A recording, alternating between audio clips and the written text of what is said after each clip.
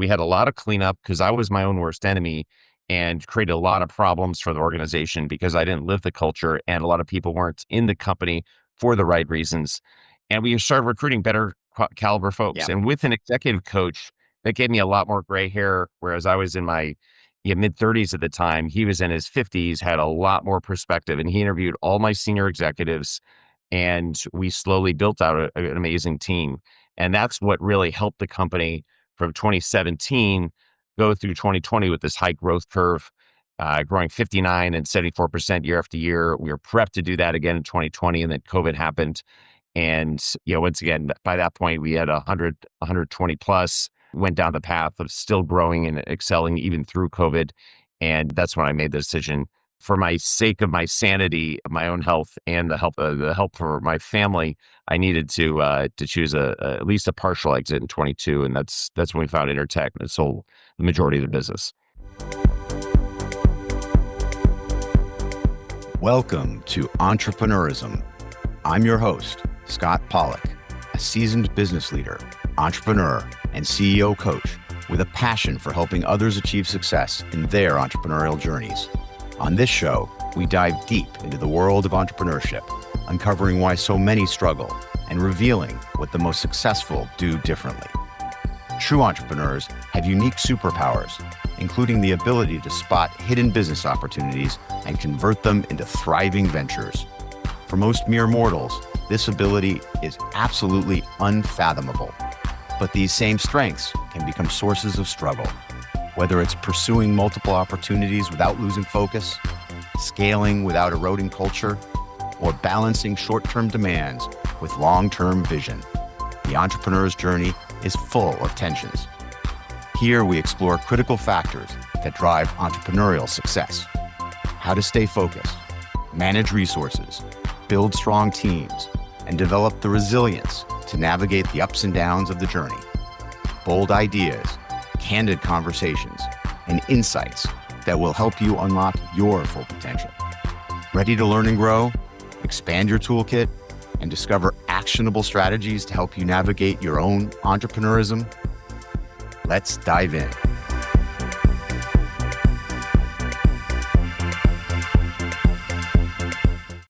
Very excited to welcome on the podcast my friend Andy Klump, a veteran entrepreneur who just completed an exit from the very successful business he owned and operated for the last 17 years. Welcome, Andy. Thank you very much for having me, Scott. It's great to be here. Andy is the founder and now former CEO of Clean Energy Associates, CEA, a company he founded in 2008 with the purpose of creating a better future by helping its clients and partners deploy solar and storage solutions worldwide. CEA supported projects across over 85 countries. And over the past several years, while scaling massively, they maintained net promoter scores of over 70 from their clients. That's no small feat. Post-exit, Andy is currently taking a sabbatical. That's DAD. I really love that. Andy coined that one. In Boston with his wife and 4 daughters. So I'm thrilled to get some of his time. Andy, perhaps you can talk briefly about how you started your entrepreneurial journey. Absolutely. No, happy to talk about that and more. And once again, it's just a pleasure to be here. And I always enjoy podcasts as a platform to talk with other entrepreneurs and share my stories to see if that can be an inspiration for others. But yes, just start my journey.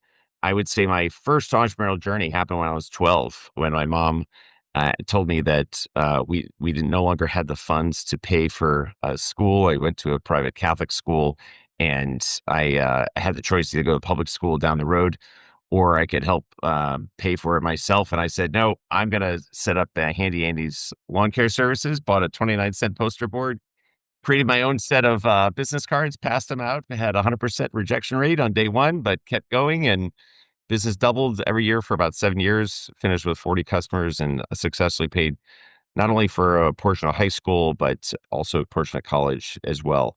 But that entrepreneurial journey is really where I started. But I didn't really fully do this on a professional capacity until 2008. I had already been living in China for about 5 years at that time. I had worked in the solar industry for 2 years at Trina Solar. Trina was an upcoming Chinese solar manufacturer, and I helped to globalize the business, help them expand, particularly in the supply chain and upstream procurement sections. And then I saw there was an opportunity to do factory level quality control and supply chain work to support other clients that were using Trina and other Chinese manufacturers. And I was the foreigner who could speak both Mandarin and English fluently. I could really help not just translate actual dialogues, but also translate the cultural context and the miscommunication that often happened between companies. So I pretty much left Trina in the fall of 2008, taking my first entrepreneurial journey. I had unwisely just bought a house, taken all my cash and put it into the deposit and to a renovation. And I quickly found myself cash strapped and starved. And it was not the best time to start a company. It was also right at the start of the economic downturn, the global Yeah, financial. 2008. So it was a brutal, brutal year and a half to 2 year slog, but it was the worst time, but also the best time. I actually said it was great because I had the costs were just myself. I was working out of home, and I had later in 2009 got an unpaid intern, and I stayed living at home and working out of home for 2 years until my wife was pregnant, and she saw three interns waiting in line for the bathroom and said, "You have got to find an office tomorrow. We're having a baby in 2 weeks." So that was my motivation to kind of avoid that bootstrap era. But yeah, that was really the start. And what I observed at Trina Solar was that there were a lot of foreigners who traveled to China. They really had no clue how to procure from in the solar industry. If they knew what the technical specifications were, they had no idea what was actually happening behind the scenes. I Mhm. saw how the prep for the factory audits happened all in a rush. Clean up the factory, polish the equipment, make everything look great, roll out the red carpet for the inspector or the party who's coming. And then literally the moment they left, everyone sighs a bit of relief and like, okay, now let's start shipping the work in progress that was in the back room and the other things that we had hidden. And, there's no one here to look at this, then let's move this out. And I said, there's got to be a better way than just flying an inspector from Spain or some other country to do a one-off factory audit. You Mhm. had to have someone who's there on the ground 24/7. And so we just built a team organically, and it was a long slog to build an organic business, and took us many years of just focusing on cash flow and careful hiring before we gained scale and could really invest properly into long-term processes and structures allowed us to scale. So that was a long-winded answer of Yeah. telling you So my two-part so I entrepreneurial mean, journey. like a lot of entrepreneurs, you were working for someone else. You saw an opportunity within the context of the work you were doing for someone else and decided to go out and do that on your own. And I can totally appreciate how you bootstrapped and kept it lean for several years out of necessity. I could see, buying a house and then going into the 2008 downturn. That certainly was what it was. I mean, it was the timing, right? But then fast forward a little bit, several years later, you were able to get through that. And I'm sure you had plenty of learnings along the way because you had to be lean, because you had to be mean. And now you get to the point where you're able to start scaling. Talk a little bit about what that looked like and how you were able to take a business that, as you said, you were sort of at the core of in the early days because it was you and you had a few other people working around you as you were able to afford them and the interns, as you said, that you started with. But then you actually fast forward, you got this thing to several hundred people around the world. So, how did you kind of get through that initial growth curve? Yeah, so every seasoned entrepreneur knows there's very rarely a linear Of course. progression up and to the right.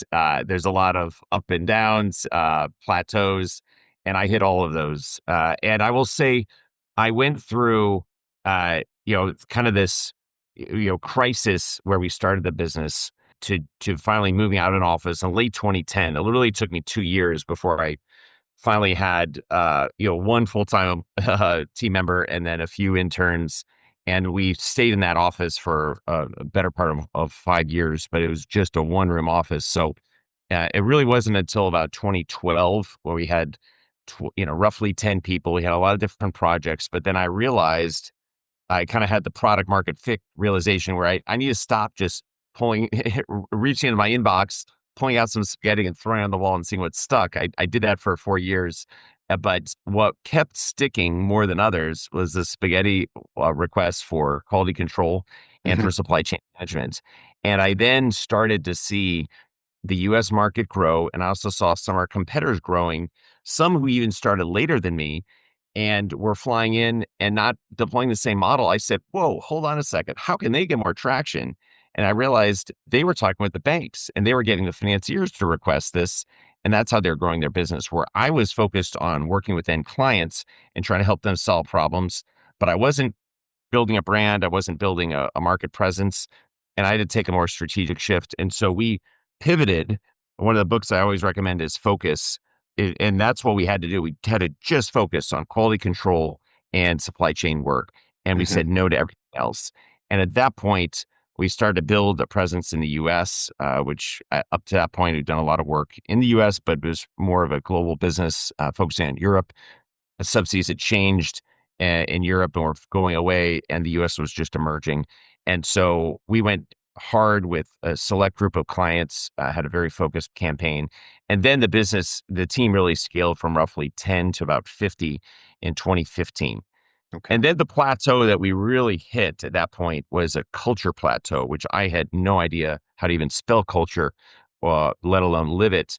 And we plateaued for about 2 years at this 50-person level. And I realized I was my own problem. At Hmm. that time in 2015, I joined Entrepreneurs Organization. EO is a Yep. transformative because it gave me a platform to learn. I then talked to other CEOs. I also hired an executive coach. Unfortunately, Scott, you weren't in the business back then, so I Uh, didn't know you. But I found an executive coach who was in the U.S. and we actually started. who I know as well and and have great respect for. So you Yes, found a good one. absolutely. Mike Myro is fantastic, and He's I can't say enough fantastic. Yes. positive things about Mike and his team. But he helped us really reformulate, and I should say formulate rather than reformulate. I say reformulate because we had a culture, but Hmm. it was not Everyone has a documented. culture, but the question Yes, is, exactly. are you being deliberate about it? Yes, correct, correct. And so he helped us to reformulate a true sustainable culture, Hmm. and I had to be the chief culture officer. Otherwise, if I said it but didn't live it, no one would believe it. So we had 16 people of our team come together in a room in Shanghai. We spent a day and a half just to talk about what our core values were. So once again, backing up the first phase, it was just crisis. I didn't even think about values. Then I had an intern in 2011 who asked me, what are your core values and what's your mission? I was like, I don't know. It sounds like a great intern project. Let's meet as a team and figure it out next week. You could do some prep. And then we just picked 5 random values, integrity, passion, and a bunch of other catchphrases, which didn't mean anything. They were just individual words and they sat and collected dust. But when Mike came in 2015, we worked as a team. I I listened to the team, I participated, but these are not Andy Klump's values. This was the team's values. And those 8 Yeah. core values were we are family, have fun, unending curiosity, be humble, do the right thing, results matter, own it, and perform above and beyond. And those 8 core values were in a jumbled mesh. I reorganized them into that order so people could remember with a fictitious name called WUB, WHUB, and then drop.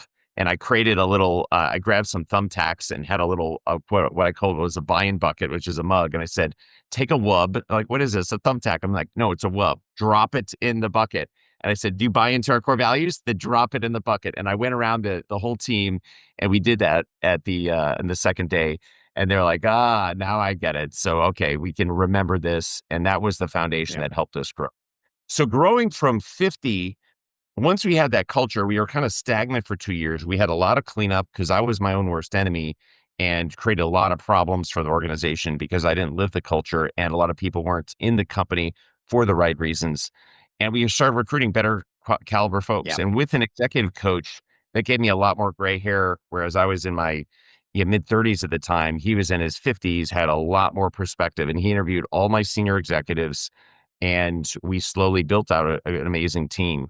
And that's what really helped the company from 2017 go through 2020 with this high growth curve, growing 59 and 74% year after year. We were prepped to do that again in 2020, and then COVID happened. And once again, by that point, we had 120 plus. went down the path of still growing and excelling even through COVID. And that's when I made the decision for my sake of my sanity, my own health, and the help for my family. I needed to choose at least a partial exit in 22, and that's when we found Intertek and sold the majority of the business. Right. Right. And you had to earn out after that. But Yeah. I I will mean, I will say there were a lot of other steps I just kind of skipped yeah. along, like deployment of ERP, which took 3 or 4 years. It should have been a 6 or 9 month deployment, but at most 2 years. It took us 4 years to not only deploy it, but then also to adopt it and reformulate our processes. We had a lot of globalization. Yeah, eventually our teams were in 15 countries. So a lot of processes around communication.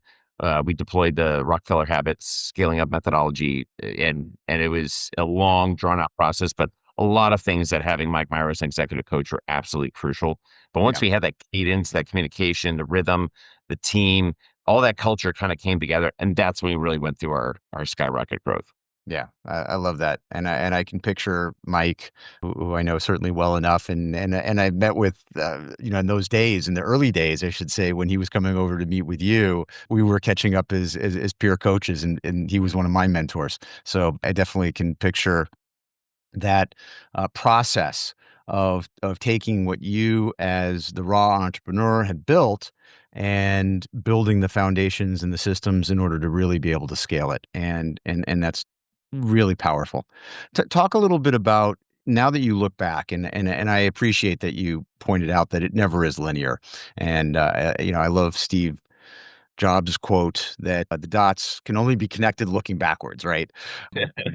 It makes perfect sense. But talk a little bit about, what do you see now, after that journey of 17 years through exit, as the kind of unique superpower, if any, that you really brought to the table that ultimately was helpful in making this a success? And after that, we'll, by the way, get to some of the challenges that Sure, that go with sure. that. I look, there were many things that I did, but I'll say kind of twofold. One, I think the core superpower I had at this time at start of CEA and during the first phase was definitely my ability to bridge the China US and really China Mhm. global Yeah. gap. Part of it was being bilingual in both languages, but understanding both cultures was probably more important than the language itself. Yep. But it was also the ability to build trust with clients and with partners. And once again, suppliers, even though they didn't pay us, we still had to build partnerships. We had to resolve very tough technical Yep. issues, problems. And even when we were way over our skis, we had to go in and be able to go toe to toe to these guys and not get pushed around and be able to navigate that across cultures. Like I think that was my first phase of the superpower. I think the second phase was definitely on the sales side, really building this into with the right product market fit into a scalable model that Mhm. allowed us to blow past our competitors and really build to a global business. I saw many skeletons along the way. I saw others who just depended on one market or another, didn't manage cash well or didn't manage supply relationships well, and getting clocked in a pretty serious way. And so I feel very fortunate to have navigated that product market fit dynamic and effectively keep selling. But once again, I in 2015, one of the books I read was from Jack Daly, phenomenal sales coach, and he had a number of presentations I heard, but the one thing he said which really stuck, he said, "Raise your hand if you're the CEO of your company." He said, "Keep your hand up if you're also the head of sales." And then I was there with like most of the audience, and he said, "You are doomed. You Yep. cannot do both. You either need to resign from one position or the other, but you need to hire Yeah. someone to either run the company and be CEO or hire a head of sales." And so while I was great at sales, I was traveling internationally, attending all the conferences. I would go on 3 or 4 hours of sleep of like a week at a time on these shows, so I could stay up late, party, network, get to know folks, and then be in meetings starting at Yeah. 6:30, Yeah, yeah, 7 a.m. yeah, and yeah. just maximize all the revenue potential I could. But once I realized that that's only going to get me so far, that's when I would say my true superpower was really building the team and then reinforcing the culture. But that I didn't really learn till later, Right. and that leadership, talent, I think I'd observed and seen in various ways, but it wasn't until I had an executive coach to kind of peel back the onion, help me Yeah. see from my own eyes that if I don't build the team and I don't prioritize the culture, we're not going to go anywhere. And so Yeah. that was really the journey that we took, which helped us get to the next level. So I think that was the ultimate superpower I ended up having, which led to the successful exit. Yeah, that's great. I mean, the reality is I see so many entrepreneur CEOs, founder CEOs who one way or another have become the bottlenecks in their businesses. And it happens along the journey, I think, naturally. But the question is, can they get out of that? And that's where a coach can be really helpful. And observing that if you're playing all these other roles, head of sales, head of ops, whatever it is, that you can't effectively play the head of the business role, the CEO role, which you've already hit on is, you're the chief culture officer, as you said earlier. You're the chief vision and strategy officer, and you're the chief, not the chief people officer from a standpoint of HR, but you're the one that's responsible for getting the right people on the leadership team, certainly, and for coaching them and all that. And you can't do that. I mean, that's a full-time job. You can't do all that if you're also the head of sales and playing these other roles. Absolutely. And a lot of mistakes I think startup entrepreneurs take is they're the chief everything officer. And that's Yeah. if you're the Well, master of all your jack of all trades, master of none. It's the yeah. classic saying. This And the book I read another book on this and I think Mike really helped me crystallize this. But he said that look, the three things a CEO should be focused on is team, culture, and strategy. yep. And you really want to focus a third of your time in each of those areas. And what a lot of folks end up doing is spending too much time on the details, micromanagement, a lot of other things. It took me years to pull back and really try to focus on those three areas, and Yeah. that's what allowed us to I'm succeed. I'm in. I agree 100% with Mike. I'm a broken record about that with many of my clients. It's if those are not their priorities, then we got a problem. So Absolutely. so talk a little bit about the challenges that come with operating across so many countries. I mean, you said over 15 different countries and people across that. What does that look like, and what are the challenges that you had to overcome in order to really make that work? So there were a number, and I would say the yeah I don't know I don't even know where to start. The one of the early lessons I had, and I should say we didn't set up a U.S. entity right away. Mhm. We did that much later, but I mistakenly was thinking on a market by market basis, like being global and being big, that was the key. And I remember in 2014, we had just started business in the US, things were going well. And I said, hey, if I'm the US, I heard a lot of things about Chile. Let me go check this market out and go down this path. And we show up, we go to a couple of shows, made some contacts, get some business, and like, this is great, but oh, you have to set up a business to do business here. And I thought, okay, I've got to incorporate a company. And weighed just 2 trips to Chile, but I hired someone. We went down the path of incorporating, and the amount of time and effort it went into that, it was completely I would say it was completely lost. It was a learning experience. Okay. I spent so much time on the operational details of that one country, and we had so little business. I just realized, wow, that was a colossal mistake. And if we do this in other markets, it's just not going to work. And so Mhm. we changed the model to say, look, how do we hire independent contractors and how do we use professional employment organizations that know the local laws? So we contract through them and we can scale up in a simpler way. So Right. going global, there are multiple ways, and there's certain markets where you just can't enter and be successful. Brazil was one of those cases. That was a case where even up until the exit, we did very little business in Brazil, but we had once with Intertek, we were able to then, we had a company that already had 100 plus countries, well, with the physical presence. And so we could tap into their team and we could contract locally. And we literally had a 25% cost disadvantage when we didn't have that local entity. But we had a very large contract that, once again, just paid a little bit to Intertek. We performed all the work, we executed, it's highly profitable, but that 25% delta is what blocked you from doing business there. So Right. understanding how to navigate the different cultures and also hiring a team that can work well across cultures. I was very fortunate to have a strong network in Europe from my time at Trina Solar. We were able to hire and build a team there. And we had an amazing head of Europe for a long time, Annika Keeler, who actually worked in China, understood our culture. And then she went Mhm. off back to Germany and was able to build our business throughout Europe. So we had many others. That model of Right. hiring folks within China and then seeding them in different markets. We had folks who followed that in Italy, Eastern Europe, US, India, and it worked very, very well because they understood our culture Right. and communication. The trust was there.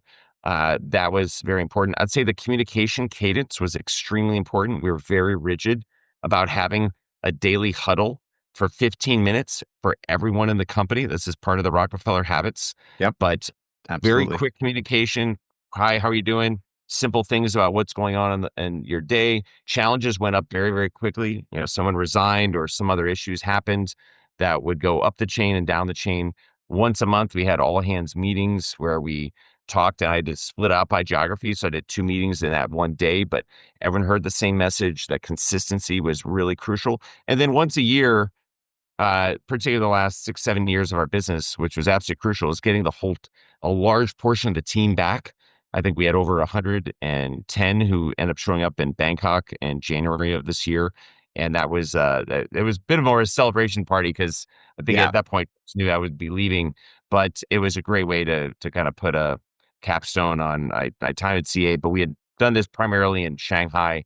It Yeah. gave everyone a chance to have some education, meet the team, have fun, but also see factories learn and sharpen their skills. So there were a lot of things we did about communication that allowed us to be global. But the most key linchpin and the glue for all that was the culture. Yeah. And the culture really did transcend through many different markets. The team in the Philippines was phenomenal. We are family is one of our core values. I mentioned it's the first core value. And that really resonated in places like the Yeah. Philippines, but everywhere it did. Right. But that like culture creation and Hmm. involving the team and then reinforcing it and just finding micro ways to identify culture and celebrate that culture.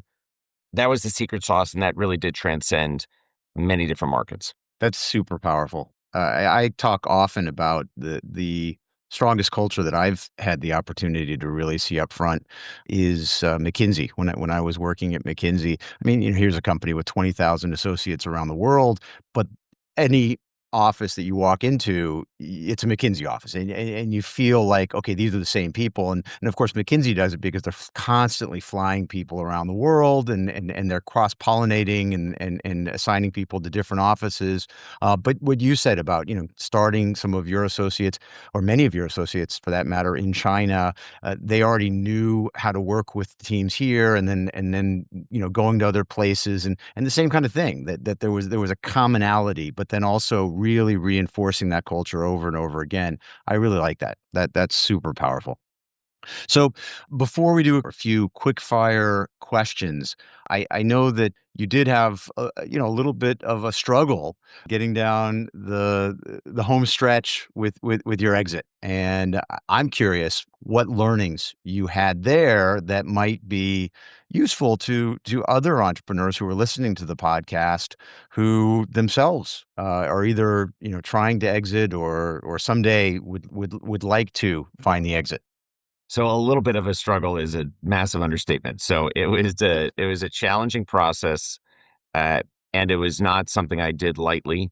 Uh, I had I had a few folks who were interested in the company in 2018, and even as early as 2017, I had 1 or 2 inquiries, and we were still small then, and I just dismissed them as just nothing. And at that point, actually in 2017, ironically, we had 6 straight months of losing money, and I had been able to keep a fair amount of cash. I kept all the cash in the bank. I didn't even invest it because I said I wouldn't have cash for a rainy day. We had a monsoon, so it was very rough. The first Mm, half of 2017, there's a change in incentives. Trump put a lot of changes in terms of the approach to clean energy, and it was a massive concern in the first administration that we would be toast. And so I also made a lot of mistakes. I had overhired. I was overly optimistic about growth, and so a lot of mistakes I made. A lot of it were just conditions of the market. But what I when I it was really late 2019, we had a successful year or two, kind of grew through this little mini downturn. And then I had two very real companies approach me, and one was large publicly traded company. Their M&A team contacted me. They flew to Dallas while I was there with my executive team, and I realized, wow, this is very real. And I was completely not prepared, but I was having an initial conversation in January 2020 with that company. And then lo and behold, COVID happened. And we ironically had a team outing, as I was just describing, in January of 2020, literally the week before a lot of shutdowns started happening. The news started to spread, and some of my teammates were saying, "Andy, were we at? I'm glad we didn't go to Wuhan, but was there any issues there?" And I left for vacation myself, ended up being trapped outside of China for 8 months, which is a story for another day. But I very quickly realized, look, any type of sale, which is nothing was going to happen structurally. We had no Right. idea when we were going to go back and meet in person. But I used that time to reconnect with my network remotely. I hired an advisor, started to put a plan together, made some structural changes in terms of the entity and the tax advantageous way to go about a potential exit. So that was a great rebalancing of myself, and I had to really dig in a lot of time, but it wasn't really till early 2021 that we started the process, and that was a very exhaustive process. Took a ton of time. And it was like taking up two full-time jobs, as if running CA was not enough. I had to basically do that during the day. And keep in mind, when I was in China, you effectively work late into the night and early morning, and then you have these small pockets where you do everything else. But taking care of China was also a part of my day job. So I had to do all of that. And on top of it, then take calls with bankers, potential acquirers, go through, file a lot of paperwork and be prepared for a lot of things. And I was told it was a 6-month process. And I thought in my mind, okay, maybe it's 9 months. Ended up being a year and a half. And so I could not have gone through that intense period without the right team. We Hmm. had just hired an SVP of operations, Vinay Gupta, who still is a massive rock star. He was a big success of the business. CFO, Max Helgendor, was phenomenal. We had a VP of technology, Paul Wormser, who'd been in the business for 40 years. And Dale Parker was the head of sales. And once again, having that core team of folks really helped us to grow and scale while I could spend time on this. And so once the transaction actually consummated in mid 2022, by then I had gone back to China. I had another lockdown to deal with and escaped to Thailand, and stories for another day. But it was a long process to go through all of that. But Intertek was the best company, the best offer we had, and the right fit. And so it was just a win-win all around. They tried to grow an organic solar energy storage business, had some success, but they realized acquiring CA was a much better platform. Hmm. And now they're off to the races, and they've got an amazing team and a great culture. And they've modified their go-to-market offering so they can really offer a much wider group of clients globally. It's a lot easier when you have 400,000 clients to just add one more service offering to. And so that was effectively what they had to do. And a lot of stories with integration, the exit process. Yes, there were a lot of challenges. I myself had to keep exercising the be humble attitude as CA values. I had to learn to just shut my mouth and not always speak my mind. I was not used to that. I had a boss for the first time in 14 years, and we worked very well together, had a great collegial relationship. I was given a fair amount of autonomy in terms of running the business, with exception of finance and HR decisions, and those are two Hmm. big exceptions. Yeah. But my team was allowed to stay, and they didn't come in and fire a large group of people like a lot of acquirers do. They wanted us to all stay. And that was one of my preconditions I had when I did the exit. I wanted to take care of the team. And that was also my motivation to continue through the earnout period, which was roughly 3 years. Hmm. And that's why I was very proud when I left, that the legacy is there. But the team is operating because the mission of the core purpose of what we do is still very, very relevant. We believe that by helping our clients and stakeholders deploy solar and storage solutions worldwide, we are creating a better future. And that is the core message that the team still lives.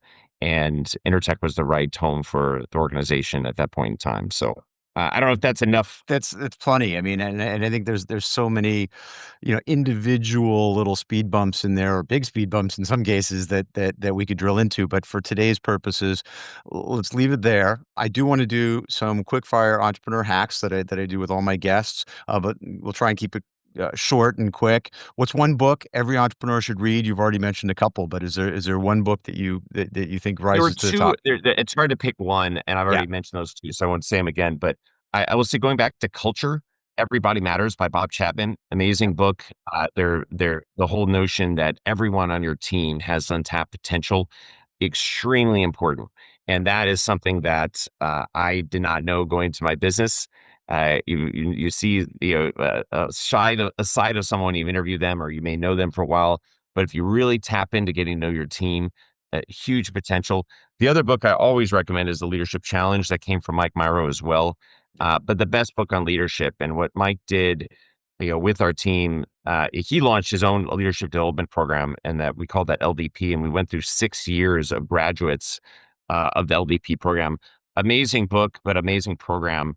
But we realized we could not hire talent fast enough who knew our values and understood our culture. And sometimes hiring the best external talent wasn't the best long term view for the business. So by growing talent, we allowed folks to become rock stars in their own right.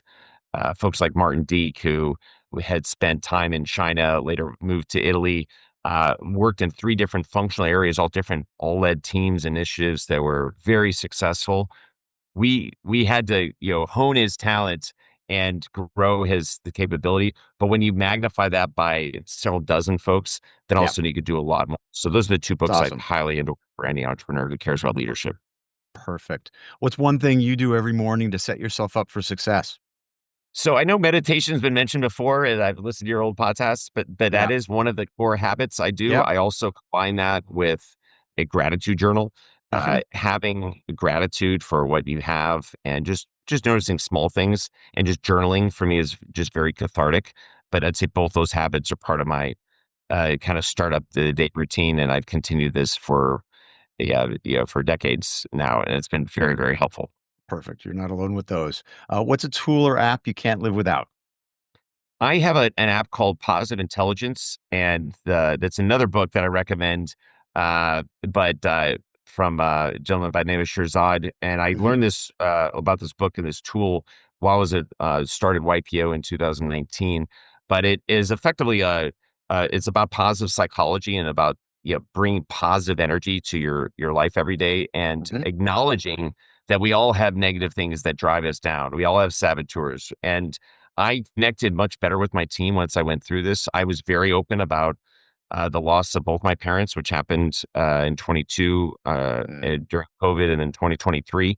And just having a certain amount of empathy towards others and the challenges they're going through, but then saying, "Look, we all have these obstacles, but we need to approach life with a positive perspective." That is a transformative app and methodology that I've had. So read the book many times. I still use the app to this day, and it helps me overcome some of the negative psychology, negative developments that are easy to get caught up in because we can all be our worst enemy at times. So I would definitely endorse that one. Absolutely. I got to check that one out. What's a daily habit that keeps you grounded? So it also sounds very trite, but exercise is mentioned quite a bit, but I would really highlight sleep. And for Mm. years, I ignored my own advice, and I fully endorse this now. I had the challenge of working in China, well, frankly, like you, Scott, who are there right now, Yeah. doing a lot of morning East Coast US calls, and European calls would often go into the night. But then I'd still wake up at 5 a.m. every morning to have a quick gratitude journal session, and then I'd jump straight into calls until 6:30 when my kids would wake up. So I was at that, and if you are actually laying in your bed for 5 hours, you're only sleeping four. And so, like I did 6, it's five. And so and now I've eliminated all late night calls. I'm able to go to bed at a reasonable time because I don't have late night calls keeping me up. I don't have early morning calls that they're driving up. So it is a transformative to effectively get an extra 2 hours of sleep a night. But I went through decades of living this life, 22 years in Asia, and sleep is something that you can't live without. But once again, I'm also conflicting because I couldn't have done all the traveling, dealing with jet lag, the stresses running a business of folks in 15 countries. There was no way to really go about that. So I couldn't have followed that advice back then. But one thing I will say as a broader comment is self-care is so extremely important Yeah. and it's easy to overlook. And so whether it's exercise or sleep, good food, whatever, there's some basics that you need to take care of yourself. And while I did not sleep much for the 17 years I ran CEA, I did exercise as much as I could. It started off just maybe a couple days a week, but later 4 or 5. Now I exercise every day and I sleep, and so I Yeah. feel so much better. So I definitely highly recommend a notion of self care and Yeah. prioritizing your health. I'm in. When you're the CEO, your oxygen mask first is so important because you're not going to be able to give everything to your people if you're not there yourself. Yep, that is for sure. What's the best piece of business advice you've ever received? So I've talked about a lot of things on this podcast, but one thing I did not talk about was really self financing the business and bootstrapping it. And that theme is extremely important for services companies. I highly endorse keeping as much equity in the early stage of the business because it's very easy to just take capital that seems cheap, or if valuations are high, just go off and raise capital. But obviously, that doesn't work in a product based business, or maybe in some AI environments these days where one has to go off and hire a crazy salaries a certain number of folks. But bootstrapping by far was the best piece of advice. At the early stage of my business, I had an opportunity to joint venture with someone, and I almost gave them over half the company. Yeah. What I thought was an amazing opportunity because I would travel less and I would trust them. And we went 6 months into the partnership. I even signed the paperwork, and then the other party actually pulled out literally that exact next day. And so it showed how clueless I was. But after that point in time, I said, I'm not taking outside capital.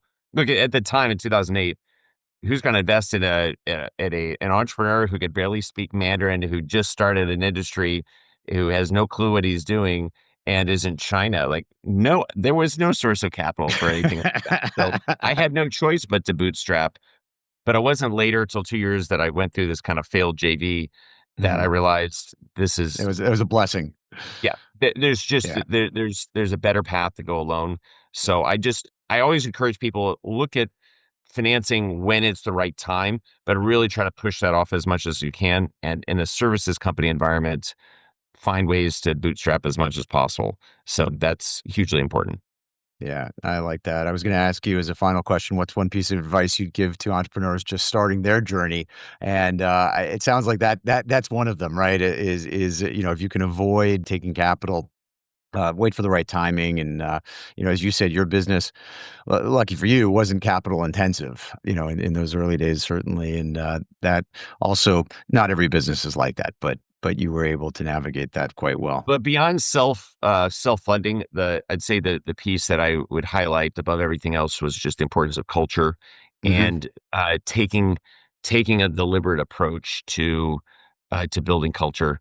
Once again, some early stage founders like, oh, I can't hire an executive coach, I can't do this, but like reading books is free, right? And Yeah. listening to podcasts is free, and educating yourself and getting smart on culture is extremely important. I still think it's absolutely necessary to have an executive coach at some point in time, even if it's for an intro session or exploration of culture. There are a variety of lower cost ways of going about it. But I guess my big piece of advice to a startup entrepreneur is invest in culture and being methodical about your team and your people. Because if you don't invest in that, there will be a culture that emerges, but it's just not one that you may sanction or know. And later on, that could be your downfall. So investing in your team, investing in culture, and living and breathing that culture on a daily basis is extremely important. Perfect. Great note to end on. Andy, really appreciate you joining the show today. Thank you so much. Excellent, Uh, Scott. It's always a pleasure to be here. And I will also say it's a pleasure to not have a long, drawn out corporate approval process to actually be on a podcast. So it is great that you reached out and I could just say yes, and we could just record this very simply. So thank you very Exactly. much for There's my so much. newfound freedom. I love that. There's so much to be learned from your 17-year journey, from startup to scale up to successful exit. I know we could talk a lot longer, but to my listeners, we've got many more amazing guests lined up. Please subscribe, leave feedback, and share this episode in your feeds. Until next time. Thanks for listening. Remember, entrepreneurship isn't just about spotting opportunities. It's about taking disciplined action to bring them to life. Hope you'll join again next time as we continue to unpack the complexities of entrepreneurism.